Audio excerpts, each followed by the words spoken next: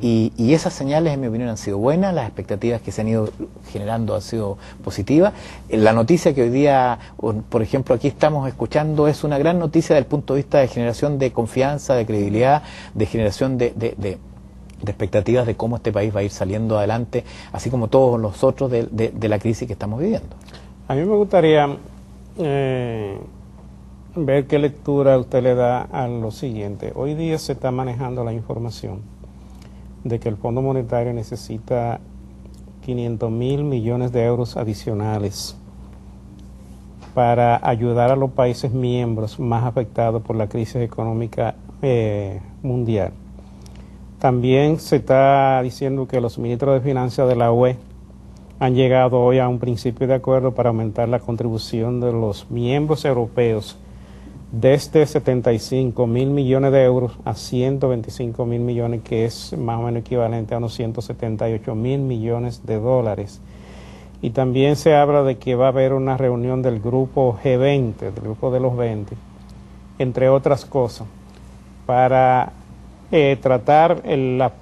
papel del Fondo Monetario Internacional y para lo que pudiera ser la construcción de una nueva arquitectura financiera internacional que impida la repetición de crisis como la actual. O sea, todo esto nos está dando el mensaje de que, como usted decía, los países desarrollados, los países donde se originó y lo que han sido más afectados, yo diría, por la crisis en términos proporcionales, se han dado cuenta de que hay que cambiar muchas cosas en lo que ha sido la evolución de los mercados internacionales y el papel que han jugado las entidades financieras en todo este proceso de evolución de la crisis. Entonces, también sobre el papel que juegan estos organismos, tales como el Fondo Monetario, el Banco Mundial, el propio Banco Interamericano de Desarrollo, que aparenta ser que los países entienden que ellos deben ser más proactivos en cuanto a ir en auxilio de los países aportando recursos para que estos puedan hacer inversiones y recuperar su economía y a la vez tener un impacto en términos de demanda internacional. Yo creo que el Fondo Monetario hoy día está mostrando una cara muy distinta a la que teníamos hace tiempo atrás, y una cara positiva, en una muy buena disposición. El Fondo Monetario, así como los otros organismos internacionales, el Banco Mundial, el BID, etcétera, nacieron precisamente como instituciones que permitan promover el desarrollo financiero y económico de los países y generando una sinergia entre los países ricos que tienen más recursos que aporten para los efectos de que los países que tienen menos puedan desarrollar a través de estos organismos internacionales sus planes y sus políticas de desarrollo. Esa fue la esencia, pero al correr de los años, digamos, mucha, en mi opinión, de esa esencia fue desapareciendo y nos encontramos, exactamente, se fue desvirtuando, y no voy a dar nombres, pero en definitiva muchas de estas instituciones se transformaron con el correr del tiempo en instituciones que imponían políticas, que imponían reformas estructurales, que controlaban férreamente después, y bueno, y esa labor que originalmente fue la que dio el sustento de ella fue desapareciendo, y yo creo que de alguna manera lo que está ocurriendo ahora es precisamente volver a eso, y creo que ese es el rol que a ellos les corresponde, y no solamente que les corresponde, sino que el que todos esperamos desde el punto de vista de los aportes, sobre todo que los países grandes hacen a esas instituciones para que se produzcan estas transferencias, no solamente de recursos, sino que también de conocimiento, de expertise que estas instituciones aportan. Yo estoy muy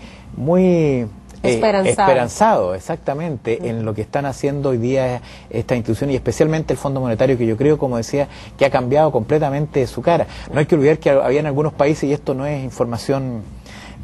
inside information ni nada, digamos, que poco menos que tenían cerradas las puertas al Fondo Monetario, no querían que sus funcionarios los visitaran. Hoy día no, hoy día todo lo contrario, estamos viendo que el fondo está en una actitud muy proactiva, mucho más flexible, de apoyo financiero y técnico en vías de conseguir la recuperación. Y yo creo que eso es un tema muy importante. Y estas noticias que estamos escuchando, de que ellos están buscando los recursos también para tener más fondos que permitan precisamente desarrollar esto, es naturalmente que algo que nos va en esta dirección. Yo creo que estamos en hora buena respecto a estos organismos internacionales. Y muy positivo para nuestros países. Vamos a una pausa y regresamos un momentito.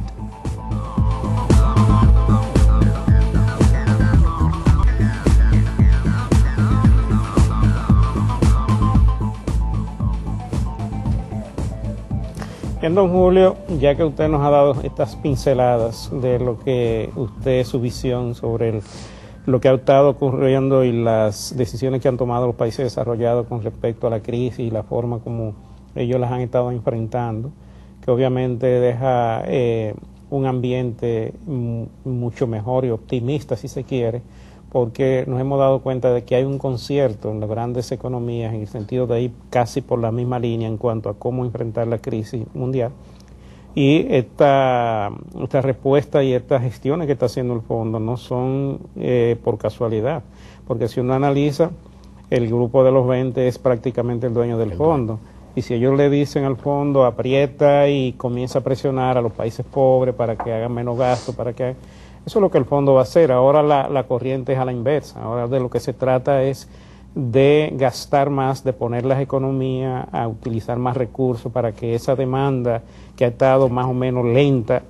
y que ayuda, es fundamental para que los países desarrollados puedan retornar la senda de crecimiento y de la recuperación. Ahora hay que de alguna manera utilizar la influencia y la capacidad que tienen estos organismos internacionales de ir y de estar presente en las economías para que esos objetivos se puedan conseguir. O sea que estamos hablando de una cuestión que es coherente con todo lo que usted ha planteado acerca de lo que han sido las gestiones de los grandes países desarrollados. Sin embargo, como nosotros, usted y nosotros los dominicanos, no tenemos el privilegio de ser parte de esas economías desarrolladas, a pesar de que la suya va muy bien.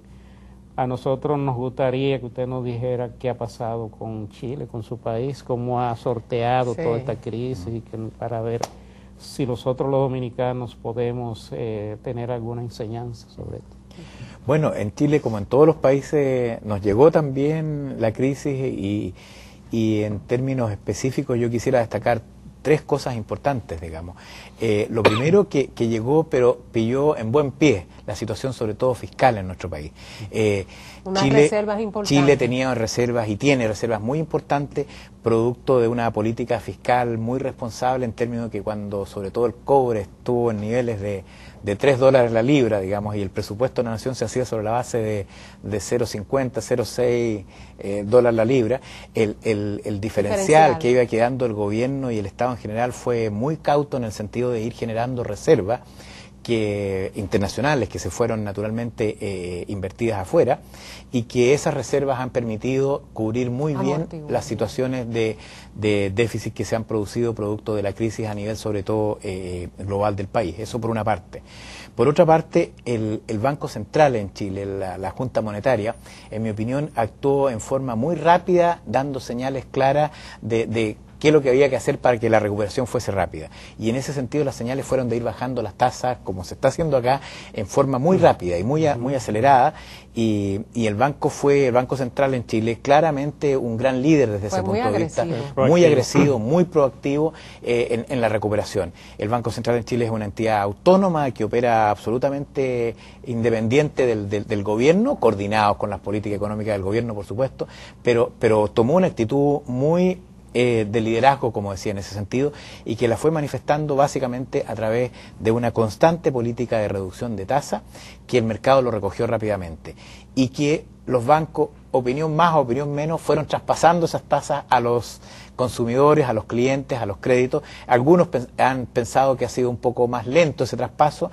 otros en los cuales yo me encuentro creo que no, que ha sido adecuado, pero en definitiva la banca en Chile... Hay un rezago, exactamente. Empezó a generar rápidamente ese traspaso de baja, de tasa de interés, y eso permitió que los créditos empezaran rápidamente a bajar y que fundamentalmente las medianas y pequeñas empresas empezaran a tener nuevamente acceso al crédito para generar el proceso de recuperación que todos necesitábamos. Eso en segundo lugar. En tercer lugar, yo creo que quiero destacar también que es importante que